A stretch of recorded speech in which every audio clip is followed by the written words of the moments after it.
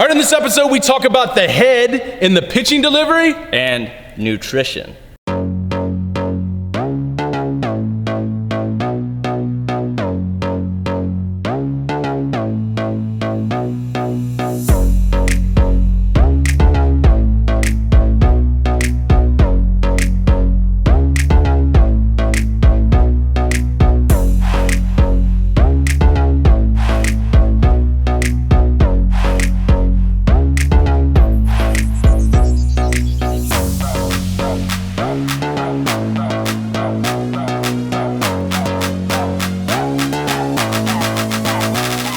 All right, Brent Porcio, Bob Wheatley, Stephen Godani here at the @TopVelocity hashtag Pitching Tips Show, where you go to Twitter, Facebook, Instagram, @TopVelocity hashtag Pitching Tips, ask your question, or baseball tips. We're just going to open it up from here on out. That's how we're going to do it, baseball tips, pitching tips, and we answer on the show. We mentioned our Snapchat chat, which was Top Velocity. All lowercase. All lowercase last time, and we got a lot of guys jumping on, right? Yeah. So we'll do that again. If you got a Snatch chat, it's cool. Take two. Tell it what it is. Who cares? I'm just leaving that one out. I apologize. If you say it's Snapchat. Snap. Dude, I'm already sounding old. I'm like, You're just going on. I'm going on 40. David calls it that too. I'm going on 40, dude, and I'm sounding like old. Like, what's that social If you thing go- called? Yeah. Snatch chat? That's probably not the right Snatch chat. All right, sorry about that. Okay, cool. So Bob Wheatley, nice to have Bob here. If you haven't seen the testimonials, Bob's got a great testimonial, great story. He was here last year after his first year minor league ball, drafted out of USC, great pitcher at USC, and he came here. You were like you said, an 83 to 88 guy. We consistently sit maybe like 84, Mid-80s. mid 80s, and got drafted. Obviously, he's a good pitcher, but then wanted to put on some ball speed. Needed to put on some ball speed. Yeah, needed to put on some ball speed, and trained here for 5 months.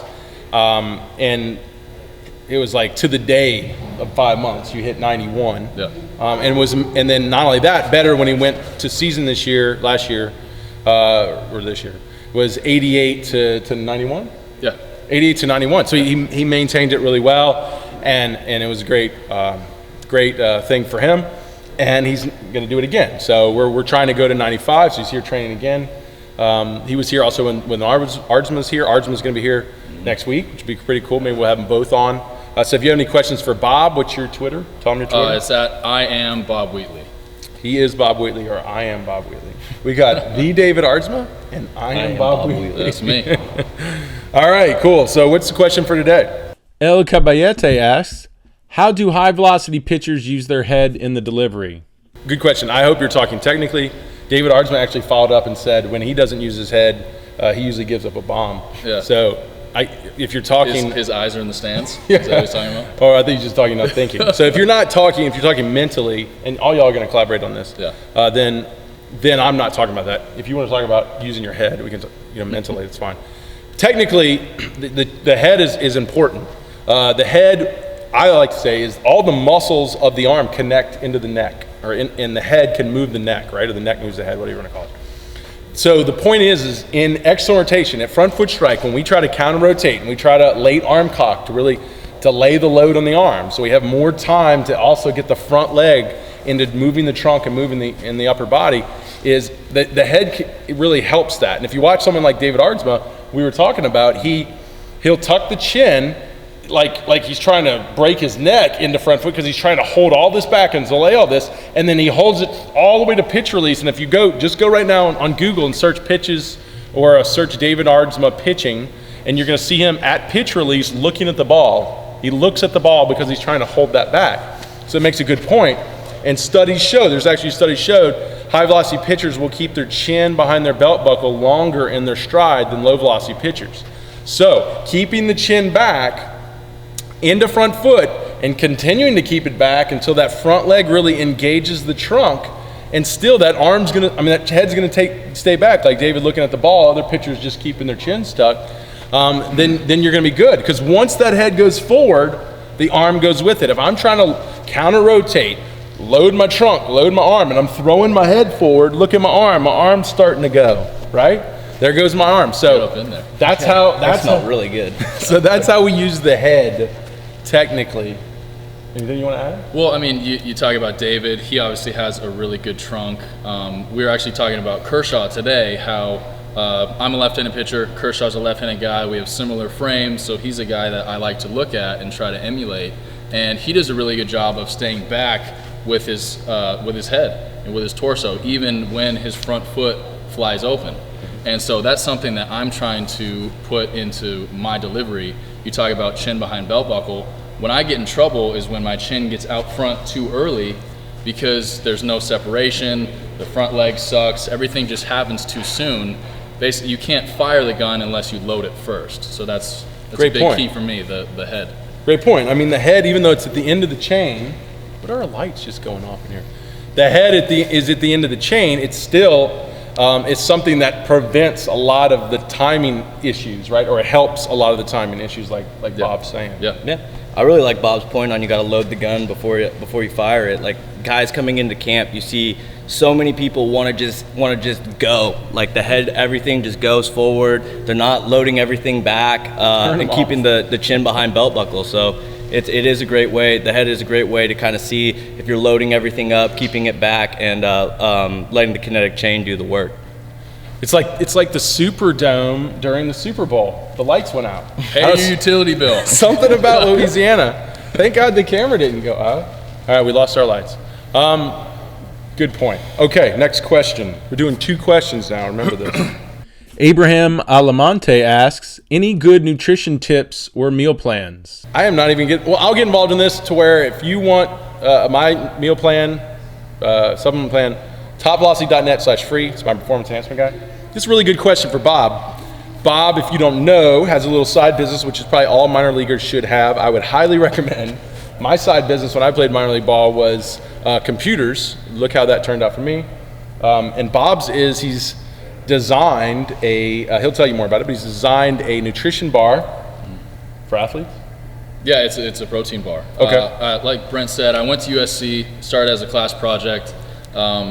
As an athlete, I've always been very in tune with what I put into my body because I want to optimize my performance. So in my research to help me on the field, it kind of led into, like Brent said, my side business. And if you follow me on Twitter, I'll keep all you guys updated. We should launch sometime here in the next few months. But the question was just general nutrition. Well, tell me more about your bar. Like, what's the name of the bar? It's I Am Bar. That's why my Twitter's I Am Bob Wheatley. There we go. So I Am Bar. Just follow me on Twitter, and I'll keep you guys updated. And it was pretty cool. I remember last year when you came, you did a little taste test with everybody. Yeah, that was grassroots. That was the very beginning. Well, he's smart. I mean, Bob's really worked hard in this bar to get it to taste right. What are some of the key things that are nutrition tips that you've worked to put in the bar? Well, I mean, the main thing, especially for athletes, for me, I'm trying to gain weight personally. I don't know if that's his goal, the guy to answer the question, but protein is huge, especially high quality protein. So the protein that we're putting in our bars is a grass-fed whey protein concentrate. It's just the top of the line protein that you can find on the market today. Prevent the broconic collapse, right? Broconic collapse. Yeah. No, it's. You got to see this commercial. No, I've seen it. You've seen it? Okay. Yeah. So protein is really important. Obviously, you want. A lot of times when people are uneducated about food and nutrition and the whole scope of dieting and eating, you flip over the product, whatever it is, and you look at the nutrition facts and you see calories and you see protein and you see sugar and you're like, okay, that's healthy for me. But what a lot of people don't do is they don't look at what's actually in it. And for me, in general, I think the fewer ingredients that are in a food, the better it's going to be. If there's a paragraph of ingredients that go into like your cereal, if you like flip over Cocoa Puffs or something, they're delicious, obviously, but it's going to have 60 ingredients in there. Mostly half of them you're not going to be able to understand. You'll have to look them up, and then you'll find, well, shoot, there's sugar alcohols in there, bad for you. There's artificial sweeteners in there, bad for you. There's fake colors and flavorings and just all this stuff. Like that. And I mean, Cocoa Puffs would be a bad example of something that would look good nutritionally, because obviously it's high in sugar and stuff like that. But take like a diet soda or something. You get a can of Diet Coke, I mean, I don't even drink soda, so what would it be? 100 calories, something? Yeah. 200 calories? I don't know. Or it's diet. Do they have no it's diet, calories? no calories. Okay, 0 calories, right? Just that in itself should tell you, wait, I'm drinking something and yet it has 0 calories. How is that even possible if it's not water? So you're putting something in your body, it tastes like something, and yet there's no substance to it. So people that are uneducated will take a Diet Coke, 0 calories, 0 grams of sugar. Oh, this is awesome, I'm on a diet, I'm gonna lose weight. No, you can't trick the body. Like, I don't know, the body, pretty close, but it's a leaf, and it's like a mint leaf. yeah, but what I'm saying is the body, the human body, has been around for, however long we've been around, a lot longer than Diet Coke. So Coca-Cola can't fool the human body. When you drink it and you drink the aspartame and the caramel color 4 or whatever it is, you can't, your body's like, well, shit, this is a poison. I need to get rid of this. So what does your body do when you take in a poison? You actually gain fat. So the people that drink diet sodas and things like that will actually gain weight because their body is protecting themselves from the shitty stuff they're putting in their body. So, or all that bad stuff stores in the fat and stays there forever. Yeah. And wreaks havoc. I mean, we can talk about nutrition all day. Forever, If you're really into it and you want to perform your best, I mean, just Google whatever you need to know, whether it's, I mean, it could be stuff on sleep, it could be stuff on, hydration, or whatever you want. It's all there. You just need to educate yourself. I mean, it's a never-ending, journey to better yourself and better your diet and whatever that may be. I'm not to jump on you, but it's a big part of the puzzle, guys. I mean, it's a piece. And it's like I've said this before, when we have camps and the kids will come down here and you show them how hard they're about to train and they've never even come close to this before, and then we go off to eat. We like to eat at Voodoo Barbecue. Shout out to Voodoo Barbecue. You'll have, they'll sit down and it'll be no vegetables, which it is hard to get a vegetable at Voodoo Barbecue, but there'll be no vegetables, like on, say, a sandwich. They just basically clean it out. It's plain, the plain meat, plain bread, cheese, and obviously I know how they're eating, and I'm like, there's no way, like, is hard it is to keep this up, and sometimes as good as an athlete you feel like you are, what you put in your body is so critical to you waking up every day and functioning.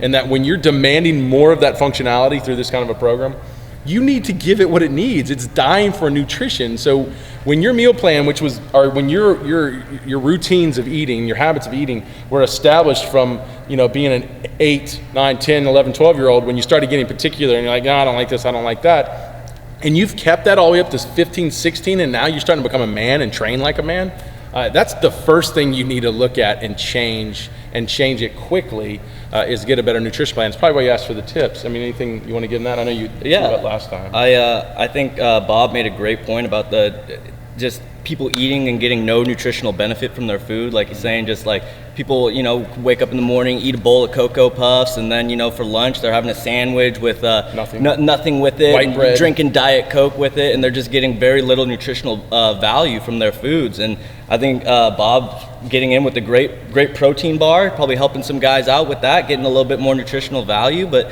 yeah, people need to start learning how to eat. The body needs to be fueled. It needs to be fueled for performance. It needs to be fueled to be able to recover better. It needs to be fueled to build lean muscle, especially when you're training, especially when you're an athlete. And I think guys really need to start waking up to that's about 50% of the battle. You can't be training like a beast and then go home into the kitchen and eat like a wimp. Like you got to be doing both. It's a good portion that you got to keep influencing your gains. Yeah, you wouldn't build this great race car to go compete in some big race and then go pee in the gas tank. That wouldn't be smart. But sometimes you see these kids and like that's basically what you're doing. You're eating piss, man. I mean, you got to really focus in and learn about this and give them some sources to learn that some of the things that you.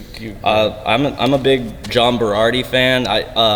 Pretty much all the stuff that I've incorporated is what I've kind of learned from him. I think he's really great. He's God, I'm blanking on his name. George St. Pierre's nutrition coach. He's awesome for like building muscle. And you wrote an article, right? Yeah, getting guys to perform at their peak level and just build a lot of muscle. And I think that's just huge. I think baseball, and just all sports really need to learn about the nutritional aspects, about how to build muscle, how to maintain muscle during the season, how to recover faster. And that'll start, I think, getting some of the PEDs out of the way. Once people start learning how food and just naturally we can build these awesome athletic machines, and people just need to start educating themselves. You want to throw a source out there? Well, me personally, I like reading Ori Hofmeckler. He invented the warrior diet. He's really big on. Did you find that through me? Yeah, you actually introduced me to him. So I've read all of his books. I think he's written like 4 or something. I knocked him out in like 2 weeks. But he's really big on basically eating the way we're supposed to before there were processed carbs and sugars and stuff like that. So a lot of fruits and vegetables, lean meats, things like that. Things that people were eating. He's big into, ancient Rome and Greece and stuff like that. And like the Spartan warriors, what did they eat? Especially when they were on the road, stuff like that. So that would be, that's where I get a lot of my stuff. But also there's plenty of good sources out there. But before we sign off, I just want to, something Steven said reminded me, talking about eating foods that aren't nutritious. I feel like one thing a lot of people don't really understand is what is hunger. When you're hungry, what does that actually mean? And for a lot of people, hunger would mean, okay, I need food. So that doesn't matter if it's Cocoa Puffs or if it's eggs and berries. That I just need food. I need something in there to shut my stomach up. That's not true at all. Hunger is your body telling you, hey, I need nutrients. So when you take in Cocoa Puffs or Wonder Bread or Diet Coke, while the hunger might go away, it's only for a short period of time. You're not putting in the nutrients that your body needs. So that's just a little thing for you guys to educate yourselves. When you're hungry, you don't need food necessarily. You need nutrients. And there's a big difference. Big difference. And I think what you do, and I started doing later in life, which really helped me, was, but when you go to eat something, you do think that. You think, I'm going to eat to calm my stomach down. That's wrong thinking. I think, I'm going to eat this, and then how's it going to make me feel through the rest of the day? Because if you ask that question, you'll notice like half the things you're eating, you shouldn't be eating, because you know that they don't make you feel good the rest of the day, or they don't give you the energy that you need the rest of the day. So I guarantee you, specifically with a program like this, when you sit down to eat, say to yourself, is this going to give me the energy and the nutrients I need to fuel me the rest of the day? And I think if you ask that question, you can start eating better foods as opposed to those Cocoa Puffs. And you're going to feel better because of it. I mean, it only makes sense. And the other big thing I think becomes more important as the older you get, and I've had to learn a lot about it because I started having issues with it, is gut health. I've gotten really good at gut health. So if you have any issues with your stomach, like you eat something and you have bad stomach aches, and your body, your stool's not moving right and all that stuff, that's important too, because if you're not eating good food, if you're eating good food, you might not be absorbing it. So if you have bad gut health, that's really almost more important than the food you put in it. But those are questions y'all can ask in the next episode. All right, if you have a question, go to Instagram, Twitter, Facebook, Snapchat. Said it right? Snapchat. And he wants to show off some of his meals. Here we go. Just want to give you guys an example of just like what a good nutritious meal, kind of just chicken breast, you got some broccoli and some sweet potato. This is something that I would eat like after my workout or an hour before my workout. Just an example of just really good nutritious food that you got to be feeding your body to get it yeah, and if you come and train here, 3X Training, and if you live with Steven, he'll actually prescribe you can get on his meal plan if you want, right? Yeah, sure. Sure. You don't want to cook for him, do you? No, not the cooking part, but I'll tell you how to get fucking yoked. All right, thanks for cursing on the show. Oh, all right, see you on the next episode.